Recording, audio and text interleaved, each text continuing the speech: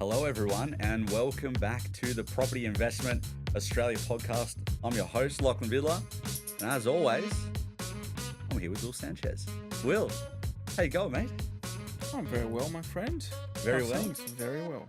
How's things with you? How's things with me? Very well. Ah, beautiful. Great. Let's cut to the chase. Nah, mate. Nah, things are good. Oh man, like year is firing. Like people just have such an energy about them. I always love this time of year because people aren't tired yet. People aren't sort of delaying things. But I think as well, people have got that bug in them because they know where rates are heading this year. They know, what the property market is going to do. Like there's so many people sitting on the sidelines just waiting. The smart investors are getting in already, and they've been getting in. They never stop getting in, but they've been getting in the whole time. But then all those other people that just want a little bit of extra confidence for whatever reason, they're happy to lose some of the potential gains that they might get. I think it's a bit silly, but whatever. They're just standing there on the sidelines. It's like a bunch of kids lined up at a pool waiting to each dive in. It's like that. But yeah, mate. How are you? How's things in your world? Yeah, pretty good, man. We had a big month last month. Yeah. I think it started the year pretty well. With a bang? Yeah, absolutely. With a big bang. Yeah, big bang. All right. Well, let's dive into this episode. I think we've got a really good episode here, and we're going to be talking about 5 must-answer questions before buying your next investment property. And when I was sitting there last night, really thinking about not what I want to talk about, but like what I thought we should talk about. I was thinking, what are questions that we get all the time? What are things that people always want to know? And that was how I came up with this episode. Beautiful. I like it. You like it? Yeah, bring it on. All right. What are the points? What about I'll say the 5 questions, and then we'll go back to the start and go through and then break down each one. What do you reckon? Yeah, we do that one? Yeah, all right. Yeah. So the 5 questions that everybody needs to answer before they can start buying their next investment property are: number 1, have I completed all my pre-purchase admin? Number 2, how does this purchase fit into my strategy? Number 3, why am I investing in this area and in this property? Number 4, have I planned for that rainy day? And number 5, what is the end goal for this property? Right? So there you go. That's the 5 questions we're going to answer today. And if some people listening think, oh, that's pretty simple and self-explanatory, that's okay. You can turn off now if that's where you want to leave the episode. But there are some things that I think are just absolutely critical to be thought through, and some things that people might not even have thought of, but it can make the world of difference. Yeah, you do the basics well. What is it? My favorite saying from the military: be brilliant at the basics. Yeah. All right? Be brilliant at the basics. All right, so let's start with the first question. Have I completed all of my pre-purchase admin? So, to me, the first part of have I completed all my pre-purchase admin is, have I assembled my all-star team? Now, we have done an episode on this already, and it was episode 8. So if you haven't listened to it, go back and have a listen to episode 8, because we talk all about who you might want in your all-star team, how to pick them, what to look for in good partners / professionals. But you need to assemble that all-star team, because you need to make sure everybody is aligned before you even begin to look or think about your property journey, because they need to give you all sorts of different pieces of advice that may then impact strategy, areas, properties, everything. And if you engage them too late in the process, it might be too late to fix mistakes that are made, right? So some of those people that might be on your all-star team, you've got a mortgage broker. Hint, hint, over to Will and the team at Aussie Newtown. Thank you. We've got your buyer's agent, right? Hint, hint for me. Over to Lockie. Hint, hint for me and the team over at Atlas Property Group, right? But then you've also got, right? You've got solicitors. Now, you might not have a solicitor. You might not know what solicitor to go to, because you might be buying. You're not. Sorry, let me start again. You might not know what state you're buying in, and your solicitor that you may have used previously or whatever might not be able to cover that state. So that's okay. That might be somebody that you can't actually fill the gap on right now, right? But if you've got all your other team assembled, either... But we can always refer... I was going to say, they can help. Your other team members can help, of course. Yeah. Absolutely, right? You need a good accountant, right? Because you need to make sure your structuring is set up properly. You need to make sure that the entities you're going to buy in have been adequately explained to you. You need to make sure your taxes are in order, especially if you're a business owner. You won't be able to borrow. You won't be able to buy property if your taxes aren't in order, right? So you need a really good accountant there. What other one? I'm trying to think what other ones are in there. You need to make sure that you know who your depreciation specialist might be, so that when you bought the property, you can go out to them straight away, right? Or when you're looking at a property, maybe you get some advice off them before you buy it, right? Things like that. There are other professionals, right? Maybe it's a financial planner / advisor, right? That's in there that you maybe want to bring into the mix, right? There are, if you want to go through the full list and why they should be part of your team, go listen to episode 8.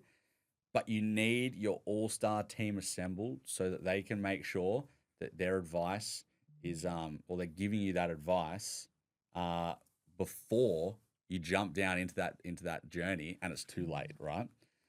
So that's point number 1, the all-star team. Point number 2 of have I completed all my pre-purchase admin? Have you got your structuring completed and done right? Thank you very much. Would you like to add anything onto that? Absolutely. I think this is a crucial point because you can avoid significant delays to your negotiation, because it happens, and it happens more often than you think. Like halfway through, you decide to buy in the trust, you decide to change the way you structure it, but then you come to us brokers later in the piece saying, we've exchanged contracts, but it's now in the trust name. I said, hang on a minute, but that's not how you got your pre-approval. Yeah. It might be a different bank. Maybe the bank we went to doesn't do trust purchases. So we got to know. And also, too, for the negotiation piece, for the buyer's agents, they want to make sure you got that right, because if they're getting a 14-day finance, a 10-day finance, even New South Wales, if it's a 5-day finance, whatever, you want to make sure you're ready to buy within that period. For sure. So if you've got the structure correct when you submit the pre-approval, that's going to put you in a much sweeter spot. 100%. And if I can add on to the back of it, Please. Setting up some of that stuff takes time. So if you're actively looking for a property, or you're about to buy a property or things like that, a lot of that can't just happen overnight. Like if you're going to set up a trust, for example, that's going to take like weeks and weeks, right? If you're, we just did an episode where we talked about, ways to invest in property without savings. If you're going to invest through your self-managed super fund, you've got to set up certain aspects of the structuring before, you start to go down that pathway, right? There are things that need to be completed. So it's too late to do it once you're in that active stage, because timings and issues are going to be, it's going to be an enemy basically as you're getting into the deal, right? Yeah, and chances are, if that happens halfway through, you might be, my broker's not that great, he's taking too long. For sure. But in fact, you should have structured the deal correctly from day one to be in a position where you can manage your expectations accordingly. I think that's very important. And I would say not just broker, it could be your accountant. You're there going like, just do it. Like, how hard is it? Yeah. And then suddenly it takes 3 weeks for the accountant to do it, or 2 weeks, or whatever, whatever time period. And you think because you're now under a time pressure that they're not doing a very good job for you or something, when the reality is it would have been the same time beforehand. It's just you wouldn't have had the stress and the pressure on top of you, right? Or your buyer's agent, right? Or your buyer's agent, right? They're trying to hold this deal together because you're trying to, change names on contracts and this and that, and they're calling you every other day, or you want to negotiate on building and pest, but you already used up your goodwill in the transaction because you said that you now need to delay it and things like that, right? Like, it's maybe the bank you went to they don't do like exactly LMI purchases. 100%, right? So there's a million and one things here, but your structuring is so important. And then like that's not even to bring in like the tax implications and ownership implications and like asset protection type things, right? Long story short, so we can keep moving along. You need to make sure your structuring is set up as your part of your pre-purchase admin. Not your during purchase admin, not your post-purchase admin, your pre-purchase admin. And really, it shouldn't even be pre-purchase. It should be pre-everything admin, So that's structuring.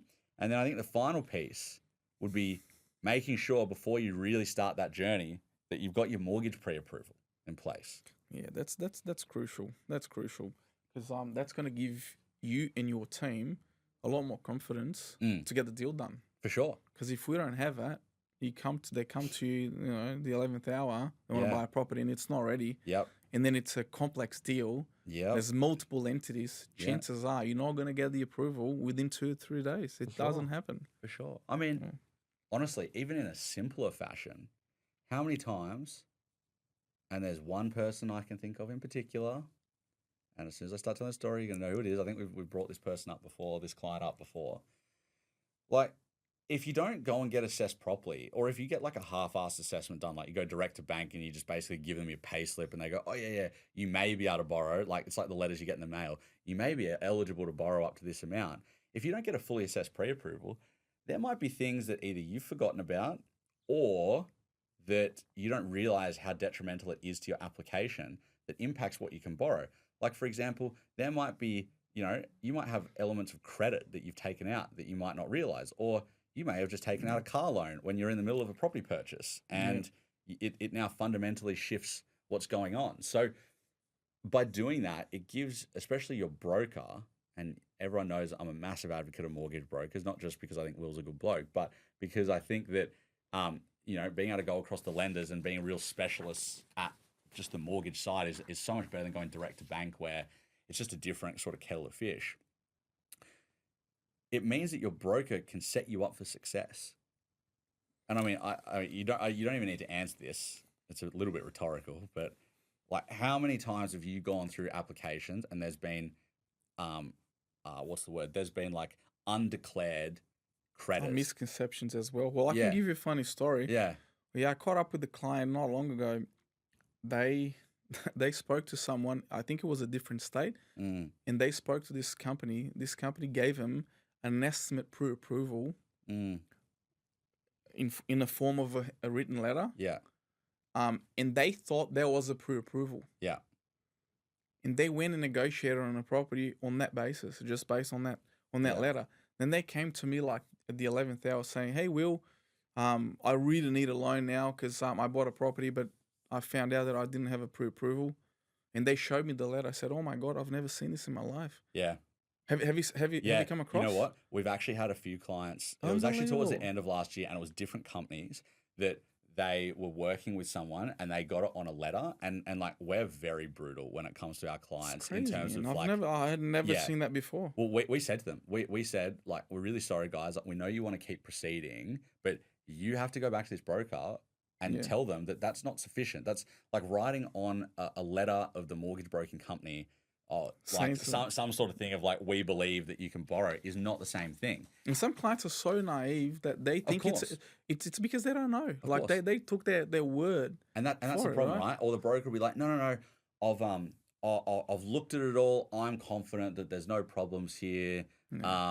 And then, like you said, the client might be naive, or maybe they had to deal with that person that was okay, so they now think that it's there's a forever. Small clause down the bottom saying this is subject to reviewing all the financial positions, the property itself, blah blah blah. Yeah. So it's like, what is it worth? For sure. So anyway, I think we should keep the conversation moving, my good friend, or otherwise we're just going to talk about mortgage pre-approvals and bad brokers and everything out there. But the long and the short of it is, you need to get your pre-approval done, right? And as always, if you don't have a mortgage broker, come and have a chat with Will, right? Come and have a chat with me, and I'll put you in touch with Will, right? But the most important thing is to get that done because, like Will said, it gives you confidence. It gives, your team, i.e. maybe your buyer's agent, confidence. If you're doing it yourself, like your confidence is there. But it means that when you're going for a deal and your pre-approval amount is for, an $800,000 purchase and you're buying at $785,000, you're not sweating bullets about it because you're that close to the top because you've been actually assessed, right? That's the most important thing, all right? So question number one that has to be answered first before you start looking for your next property is, have I completed all my pre-purchase admin? And that's your all-star team, that's your structuring, and that's your mortgage pre-approval, all right? So the second question, how does this purchase fit into my strategy? So the first question, or the first, part of that question is, do you have a strategy? If you don't even have a strategy yet, you're not going to be able to answer that question. So if you want to know about how to create a portfolio strategy, go and listen to episode 4 of our podcast, because we did a whole episode about how to create and what goes into building a property portfolio plan and strategy. So if you do have a strategy though, then you need to think about what stage of your portfolio are you in, because depending on what stage of the portfolio you're in and how far into that stage you are, that's going to dictate what type of purchase you need to make. Because you might be sitting there thinking, I really want to buy a commercial property. But you look at it and you're as your first property, right? Yeah. Or maybe as your second one. And the only other property you have is like some $400,000 property that you bought 2 years ago that's now worth, $550,000, $600,000. So you've had some good performance there. But you're not really in a portfolio shape or stage yet to warrant going to commercial, right? Mm-hmm. Or vice versa, you might have fully done that and you really do need to now move into like something with a bit more cash flow or something like that. And in that portfolio planning episode that we talk about, I go through the different stages of a portfolio.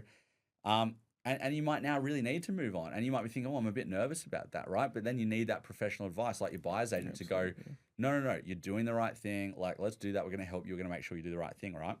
But you got to think about what stage you're in, because otherwise you're going to buy the wrong thing. And it's either going to handbrake you or it's going to sink you. And neither are good options, like you want to be pouring rocket fuel on it, not pulling up a handbrake. Absolutely. Yeah. So what stage of the portfolio are you in? And then how is that going to dictate your purchase? And then very importantly, how are you planning for this purchase to help achieve the goal of this stage of your portfolio, right? So if you're in the foundational stage, right, how is this contributing into the goal of the foundational stage, which for most people is building out that balance between the cash flow and the equity, right? Having some diversification, having multiple assets in multiple areas. How is that going to fit that, right? Yeah, but more often than not, you come across clients wanting to like properties with big yield as a first property as well. Exactly right. So have you spoken to your buyer's agent about that? Is that the right strategy for you right now? Exactly right. Is it like, rates have been a little bit higher. We're about to see them coming down. They're already starting to come down, right? So a lot of people naturally, like you said, we're looking for yield. And like people coming going, I want a 12% yield because I don't want to be out of pocket. Like, okay, well, we're going to go buy in a mining town. Your value might end up at half of what you bought it at. Obviously, we don't buy in mining town, so I was kidding there. But like that's basically that's the result that you're looking for. Yeah. And then obviously when you talk that through a client, makes them understand, oh, hang on, no. In this stage, like we need a blend of the cash flow and the growth. So that's a really poor, it's a really poor purchase if I was going to make that myself. So, like I said, really understanding how this property is going to help you achieve the stage or the goal of this stage of the portfolio, right? How is it going to be a piece of that puzzle to move you on to the next stage of that portfolio, all right? So that's question number 2. How does this purchase fit into my strategy, all right? Question number 3. Why am I investing in this area and into this property, right? So what I mean by that is there are a lot of areas in Australia. So why specifically do you think this one, or why specifically do you think these 4 or 5 are good for you compared to a different 4 or 5 or a different one, right? And then in those areas, there are lots of properties. So why is it that you think that this is the property that you should be purchasing, right? So the first question to me is really, have you done the appropriate due diligence on the area and then also on the property, right? And we did a whole episode on due diligence, and we did that back episode 11, right? So time is flying. We're on this is episode 25, right? Yeah. So go all the way back to episode 11 if you haven't listened to that episode on due diligence, but we really break that down on both area and property related stuff. So have you done that appropriate due diligence? Because if you have, you're then going to be able to answer that question of, why am I in this area and why do I like this property, right? Have you made sure that you've made that certain things are aligned with your strategy? Have you made sure, that the property meets the strategy? Have you made sure that the area meets the strategy? You've really got to be thinking about that strategic level. Why am I here? And the due diligence aspect of that is critical. Absolutely. If you're showing a client a property, it's because you've done that. Otherwise, Yeah, you would. I was gonna say as a as you know, as a professional in the space, absolutely. But for those people doing it themselves, you know, it's not good enough to just scroll realestate.com and see a property that you think looks okay. No, I get a lot of clients ask me if I can help them find the Yeah, property. you tell me that all the time. Yeah, You I tell me said, that all no, the time. so I can't do that. You say, no, you can't help them, but the Atlas guys can. Yeah, absolutely. But, you know, you really have to answer that question. How does it, you know, does it align with your answers to the strategy question? And then if it does, how does it go when you're going through that due diligence process, right? And if you get through all that, then really, you know, a last thing that I like to think about is, you know, do you have, like, what's the X factor to this property, right? Because it could be a good property, but we want to try and find great properties, right? And it doesn't mean you can always find a great one. I want to make that really clear, especially for people who might listen and then come be clients, right? Sometimes, you know, a good deal is a good deal, right? Or a fair deal is a good deal. And it depends on the market and the circumstances and the conditions of what's going on. But if you can find an X factor in the deal, that's amazing, you know? So an X factor might be like, are there value adds that you can do? You know, like, does it, you know, can you make improvements to the internals or externals of the property, right?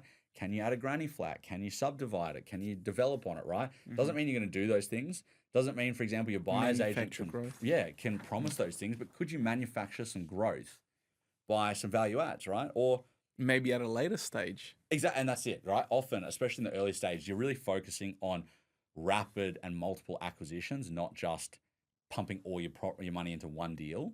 You know, like if you had spare dollars, I'll be buying a second property, not renovating a first In fact, one. I've got a client at the moment. They bought a property and they are looking to build a granny flat at the back. I said, well, have you spoken to your buyer's agent about that? And he goes, no, not really. I said, well, maybe it's not the right time for you to do that. Yeah. Maybe it's not part of your strategy. That's it, right? So you got to speak to them, yeah. 100%. That's the thing, like, as a bit of a side note, you know, granny flats are great, but like they can harm the value of your property, right? Like people don't realize that. And especially people who really bang on about like granny flat strategies, I can break it down really simply for you, right?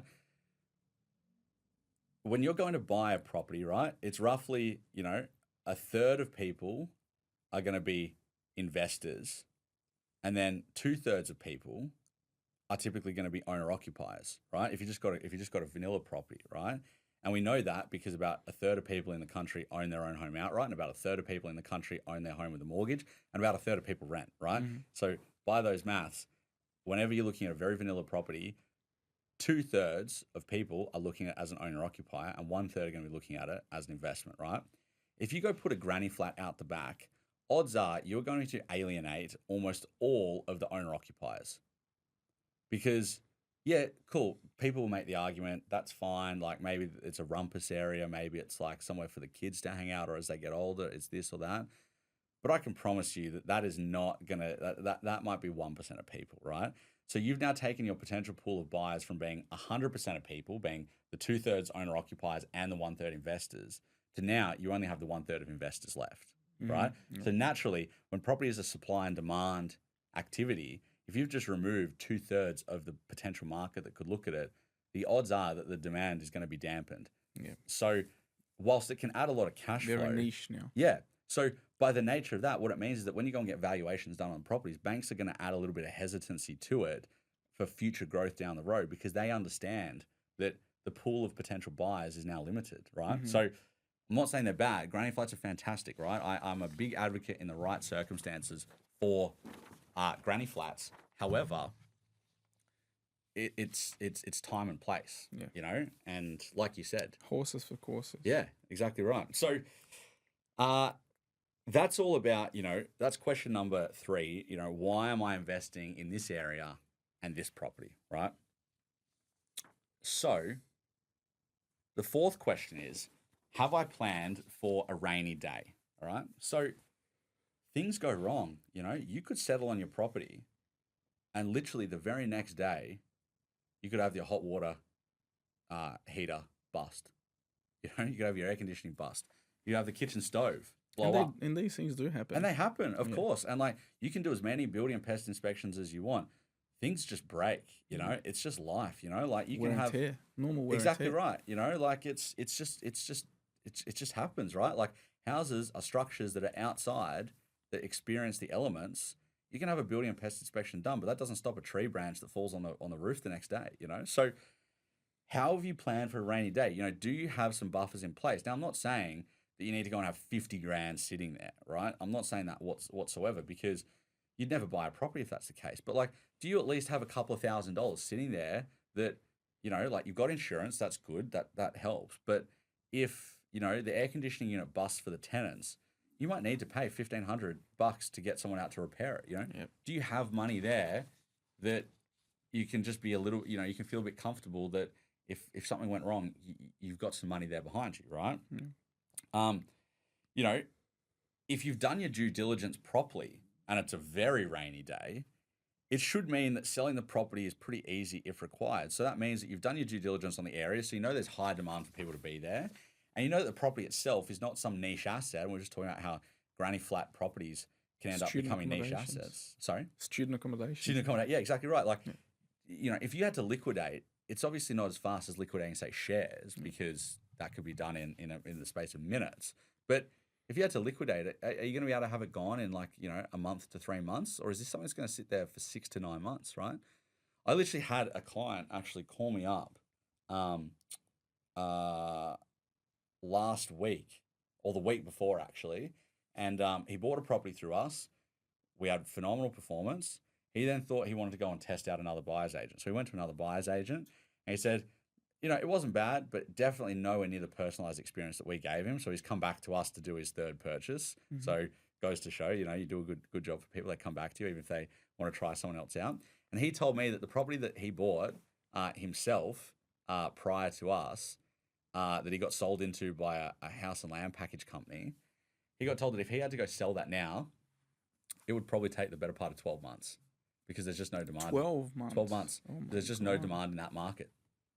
There's no demand in that market. Jeez. So the due diligence wasn't done properly on that deal.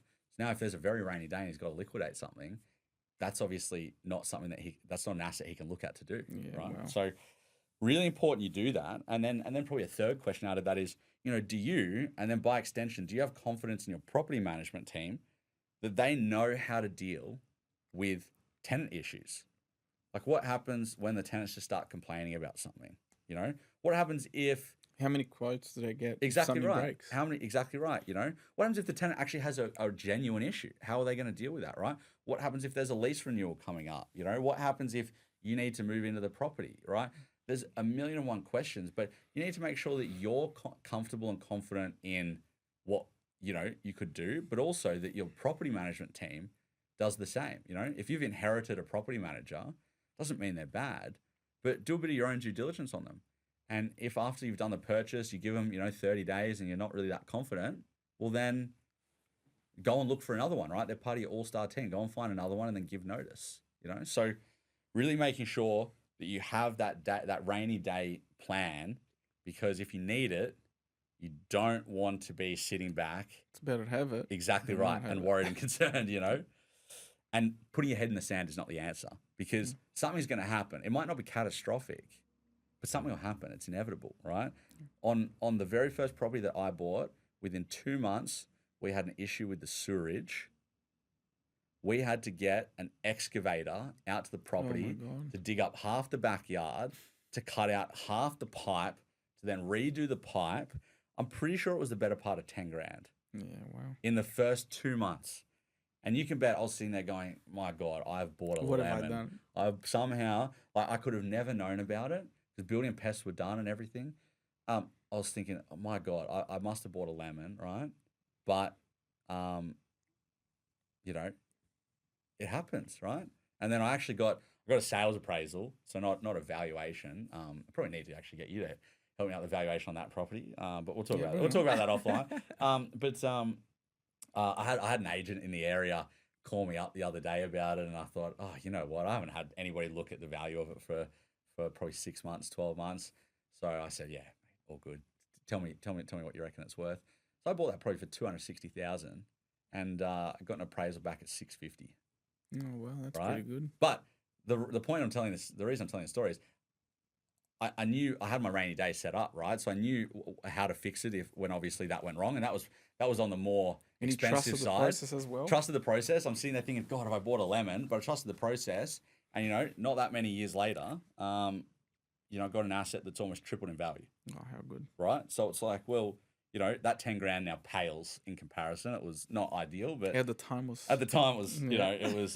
God, man, sweating I bullets. was going to say I was young and I was having grey hairs coming through at that point. It was, but anyway, that's question number 4. Have you planned for that rainy day? All right. And now the 5th and final question is, what is the end goal of this property? Now, this links in really heavy. That's great English. Yeah. This links in really heavily into the strategy question, right? How does it fit into your purchase strategy?